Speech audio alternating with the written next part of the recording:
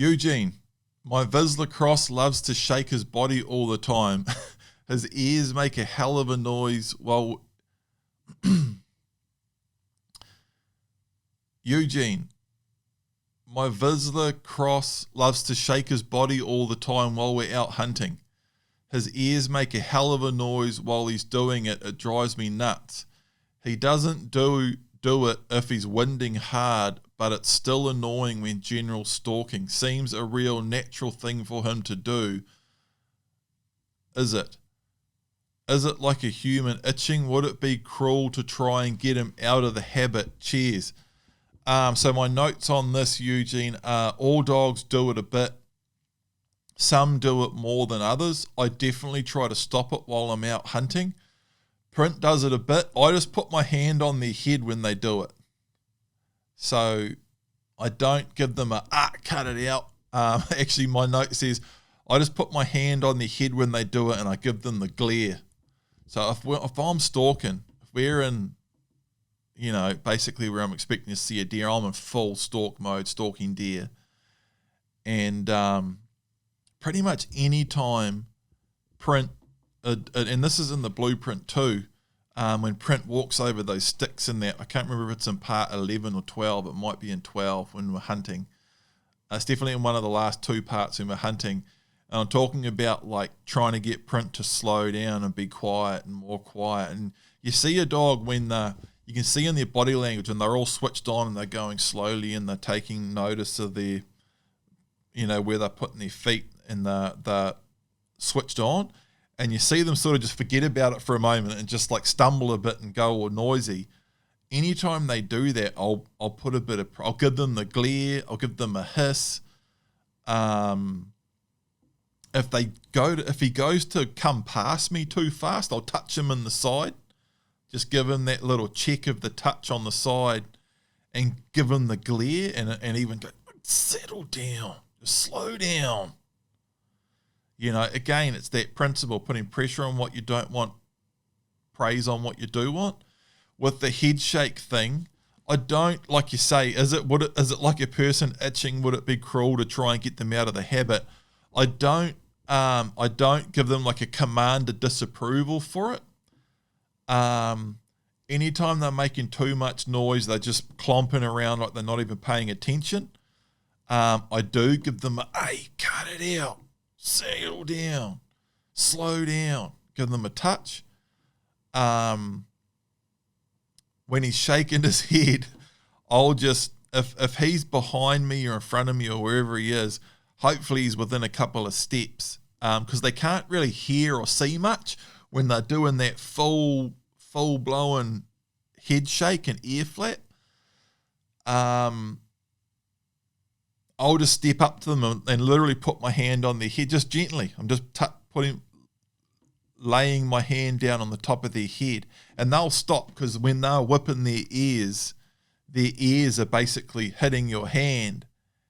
And when they're flapping like that and they feel your hand coming, they just straight away stop. And they're already like, whoa, what the heck? And I just sort of give them a glare. I might give them oi, quiet. Just like a glare and a bit of pressure. And he knows. And granted though, some breeds can be, and some individual dogs can be worse for it than others. Vizslers have big flappy ears, and Vizslers can be a little bit like weird with flies and a bit twitchy, and bloody they don't like flies on them, and they start staring at flies and water on them, and they flap and shake more and wriggle around and can just be a bit niggly with that sort of stuff. Vizslers can be real bad for that, with being touchy with water and stinging nettle and flies and anything like that, and trying to eat bees and just a little bit skits. Heading dogs are one of the best if you want to generalize on breeds, which I know is arguably not a good thing to do, but and then whatever on down the line, but any breed can do it. like I say, Prince shakes his head a bit. His ears aren't as big, so it's not real loud, but he's way louder than I want him to be. I just did a couple of days hunting with Print. I've got a heap of footage there, but I didn't shoot anything, so I don't know if I'm going to use it. But I was down hunting Seeker in the beach, and it was dead calm, not a breath of wind. It was like really hard stalking. There was literally it was just dead silent. Like dead silent. And I'm stalking Seeker in the all bush, no rivers, no open stuff, nothing, all tight bush stalking. The odd quite open bit, but most of it, you're trying to get within sort of 20 meters of a Seeker without it hearing you or seeing you. It was really difficult. And I got, the amount of deer Print indicated I saw, it's embarrassing. It's embarrassing. We spooked over a day. We probably spooked about 15 deer over a day and a half. I clean missed one. I should have had two deer. There was two deer I probably should have had. There was one hind that gave me about 2 or 3 seconds, and I was like, probably not even. She probably gave me about 1.5 seconds. She gave me just enough time. If the moment I saw her, I just smoothly lifted up, safety off, and went bang, I maybe just about would have shot her. But I thought about the hitting play on the camera for 1/4 second, and then my bolt was pushed up and my safety was sticky, and I mucked around. And then right as I was about to lift up, she went, took off. Squealed and took off, and deer went running everywhere. But I had a young stag totally clocked, and I clean missed him. It was one of the literally. I just thought I was going to say it was one of the worst shots of my life. I can think of one other time straight away that this was worse actually, because I was going to say, I remember one time missing the spiker twice. That was the worst thing about that, is clean missed him once going for it. But that was a neck shot at about probably 80 or 90 meters. It's not often that I miss deer. It's not often that I miss on deer, not because I'm a good shot, but because I'm fussy with the way I take my shots. That's the easiest shot probably that I've clean missed. I've had a couple of stuff ups lately with my shooting, to be honest, over the last year or two, and it's been getting into shotgun shooting has had a big negative effect on my rifle shooting.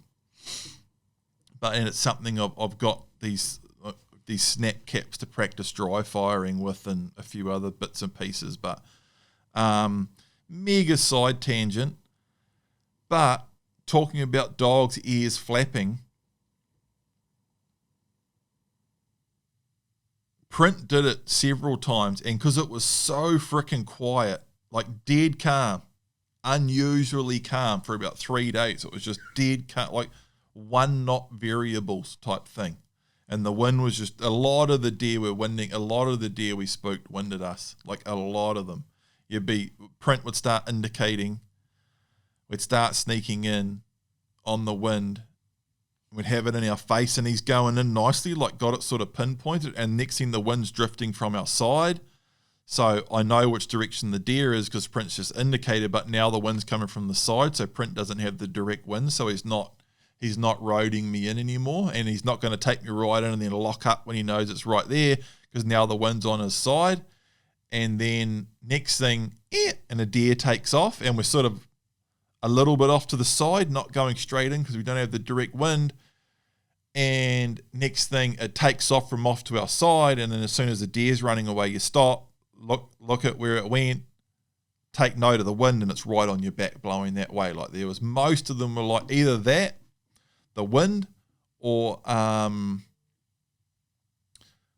the dog's taking me in, I'm sneaking in, and the deer just was seeing me, because it was dead calm.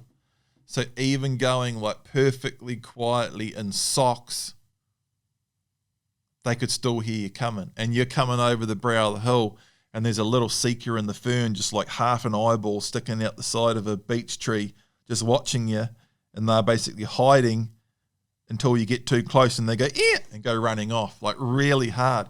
And it was funny too, because I got back from that trip, and another mate that's got a good dog that does a lot on the seeker, he messaged me and said, hey, just got out of such and such a place. My dog took me to 7 deer and I didn't shoot a single one of them. And he was just over the range on the exact same 2 days, where it was just, it's so, when there's no wind and it's just dead calm, dead quiet, it's freaking hard, man. It's real hard, eh? I much prefer, it's funny because I saw that guy Tim, who I'm a big fan of, by the way, I think he's a legend, that guy Tim on Hunters Club, and he was talking about, it's too windy to go bush stalking and the deer will be hiding in the ferns. I'd much rather hunt with I don't want it like raging wind in it, like mainly because it gets dangerous with shit falling out of trees and stuff. It does get sketchy when it's real windy in the bush and it's big gusts and blowing and stuff. But I much prefer a decent wind where it's enough to get a little bit of noise in the trees and a little bit of movement. I don't want the fern and everything whipping like crazy, but a bit of movement in the ferns and then in the grass and trees from the wind breaks up the movement from us sneaking through, and the wind in the trees makes a bit of noise, covers up us sneaking in, and a decent bit of wind, at least it's often holding a bit more of a direction. And it's not just that 1 knot variable that's just drifting backwards and forwards. It's freaking hard, man. And I need to check some footage. I don't think you'll be able to see anything, but you might be able to hear it. But we snuck right up on 2 big-ass seeker stags that were fighting in this spot. Really cool spot. I've been sussing out the spot for a couple of years, and I snuck into like the meanest spot in the the meanest spot in the meanest spot, like the spot of all spots. And that was one of the few places that we had, and it was early in the morning, and we had this cold, the cold wind was falling down this gut. We had a pretty good wind, and print was indicating like mad from way back. And it was I had this nice little track up this open gut, and I was just like in socks, just taking like 1 step and then another step. I took like half an hour to get up into this gut because print was just indicating like a madman the whole way. I knew there was deer up there. For some reason, I just knew it was going to be a stag. I didn't know it was going to be 2 stags fighting. And sneaking up, and it's real open too. That's why I was going so slow, because moving into this area, it can be quite difficult in real big, wide open bush spots like that where deer can see you from all different directions from miles away. And I was waiting for something to move through too, because that's the other thing when you can see that much, that far. If you just like get to a spot, a really good spot in the bush where you've got a real big view around you, and you just watch and take like 5 or 10 steps and watch. So a deer will walk through. You'll see like opposite face, 80 yards away, a deer will just come walking through, and you can blast them, So I was just sneaking up this gut like that, just trying not to stuff it up. I knew something was going to be in there. Print was winding like mad, and we're sneaking up. Print's just like, I've got him in at heel now. Print's like crawling out of his skin, like his shoulder's on my knee and his head sticking out next to me. He's just peeking out and I'm like, where are these freaking things? Because they've got to be real close now. And then I heard a rustle, swish, swish, thump, thump, crack, bang. And then I heard clack, clack, clack. These 2 big seeker stags fighting. And then I'm sneaking up closer and closer, and I'm like inside 20 meters now, but they're in behind this rubbish. And I could see the top of a stick that they were hitting bouncing around, and I was like, they're right there. And then I started seeing bits and pieces of antler and stuff, and then they stopped fighting, and one walked away. I don't think I could only just see the bits and pieces of the deer like 20 meters away. I think you'll hear on the GoPro though, like the antlers cracking and that. And man, and I heard like one right after they finished fighting, I heard one go, did that quiet that they do, and I could see the stag. He looked big, like big body. I could just see this big fat neck and head, real dark.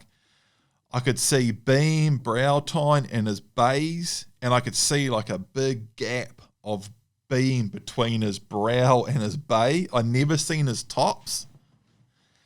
And he was in the ferns and shit, and he wouldn't stay still, and he was like walking backwards and forwards and mucking around. And I had him, but he was like in the shadows, and I was like 100% sure it was a deer, and I was 100% sure my crosshair was like right in the middle of his neck, but it wasn't 100% enough. Like it was just too fast. I wasn't seeing enough, like identification wise and shot. Even though I'd heard deer squeaking and bloody fighting and stick cracking, and I was basically watching a Sika deer head walking around the bush. I'm like, it's got to be a deer, and then like 100 and 200, you know, I'm just careful. And that's why, and I'm obviously for safety reasons, and I'm a huge proponent of that, and for shot placement and everything. I just didn't have enough to take a shot, and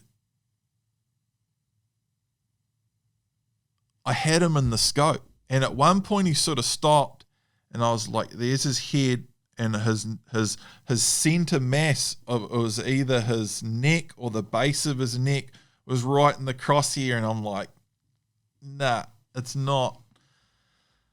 I thought I had them stuffed, because I was right there, and they were right in front of me, two of them, and the wind was just holding, and then he just stepped out of sight, and I couldn't see him. And I waited, nothing was moving, nothing was happening. Like waited 20 seconds, 30 seconds. I should have just stood, I should have been prepared to just stand dead still. I don't care, 10 minutes, something would have happened. Like I had them clocked, and they were right there, and I didn't have to move. And I waited, and then I was like, man.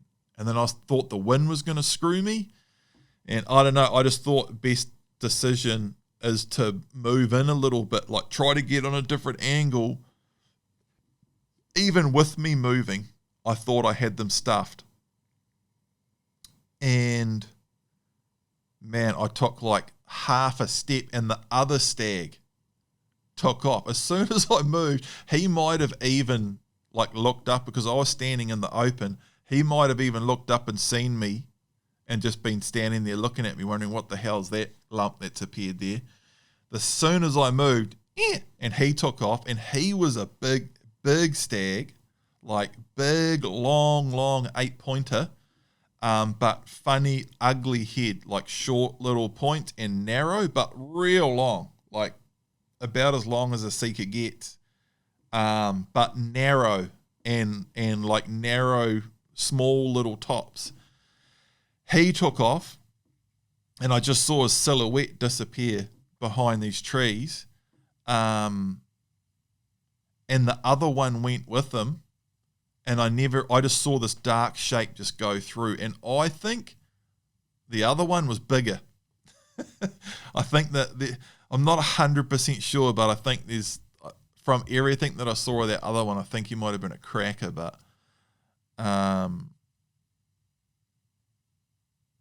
But yeah, it was a wicked hunt. Man, I saw some deer. And a bit after that, I had this young stag just absolutely stuffed, like print was indicating down in this gut, just peeking. I was like, there's definitely a deer here. I did the super mega slow motion in socks down into it, one step every 3 seconds type thing, and then I looked up and I saw a deer just cruising, young little stag, and he stopped and I held up on him for ages, and I was like, wait, and he was like, I couldn't tell if he was facing me or facing away, but he was behind this big hanging fern leaf. This big fern frond was hanging down, and he was behind it. I saw his whole body walk in behind, and then he like turned either ass on or head on, and like he was about 60, 70 yards away in the shadows behind this fern leaf, and I could see his feet. I could see the whole outline of his body, and his feet sticking out the bottom, and his nose would stick out one way. He was just standing there, looking back and forth, and he'd look to where he was walking, and then look back to where he'd just come from, and then look back to where he had just been. And he did that about 3 or 4 times, probably 30, 40 seconds, and I'm just holding. And then he stepped out from behind that, and there was a little gap. It was like one deer length for him, and he just turned and just stepped right out into the open, and I just like lined up on his shoulder and got right on. But when I pulled the trigger, like bang, the sight picture, I just clean miss so low. One of the worst shots of my life on a deer. And I just haven't been doing enough shooting with the rifle. And I've done a lot of shooting with the shotgun. And there's something about doing lots of shooting with the shotgun that has had a really negative effect on my rifle shooting. Like, I'm talking real bad. The trigger on my shotgun, on my Winchester SX4, is real heavy. And there's just something about that shotgun style of shooting that has just been horrendous for my rifle shooting. So I've got to do a lot of practice with the rifle. Even the whole thing of taking the safety off and checking the bolt and everything, it's just it's been really bad. But so mega side tangent here, but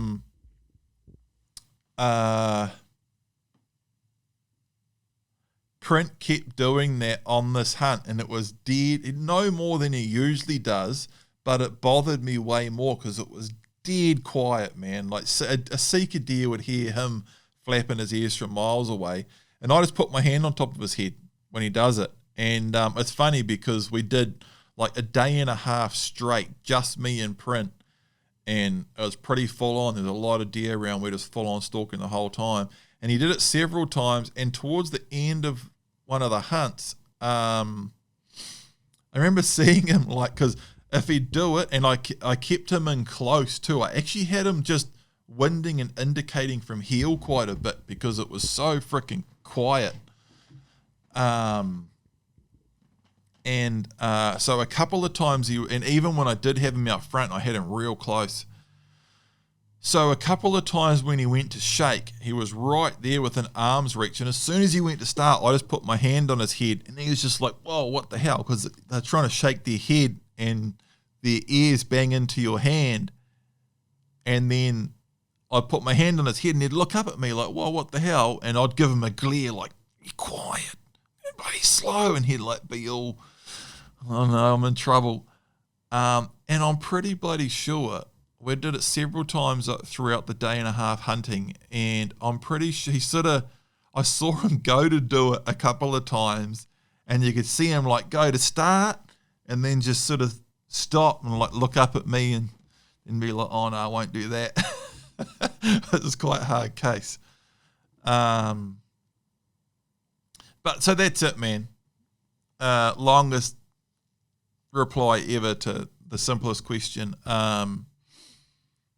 I just put my hand on their head and tell them, hey, be quiet. And that's all you can do. And like you say, I don't, it's not the sort of thing I'd like give the dog a check on a long line for, or give them massive commands of disapproval or growling, but hand on head, quiet. And all you can do is just try to guide them around it, you know.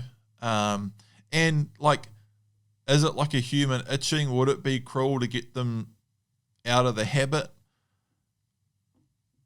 Definitely some dogs you just see they're a bit absent-minded and they're just sort of blundering around and shaking their head and that they haven't clicked like, hey, we're frickin' hunting here and shut up because something could be right here anywhere. And there is a lot that you can do to guide a dog in that respect. Put pressure on them, put your hand on their head when they're flapping their ears. Oh, go quiet. You know, when a dog can walk quietly, like put a bit of intent into its movement, or they can just like wander through and just like, or walk carefully. It's exactly the same as us stalking. And you can, by putting pressure on them when they're being silly and giving them a pat, a gentle, a careful pat without breaking their focus when they're going all calm and quiet and good, or just leave them to it and just let them do it when they're doing it good and put a bit of pressure on them when they're being silly and making unnecessary noise. You can guide them and mold them a lot. That's my answer to that. Sorry about the massive hunt tangent. It was pretty cool.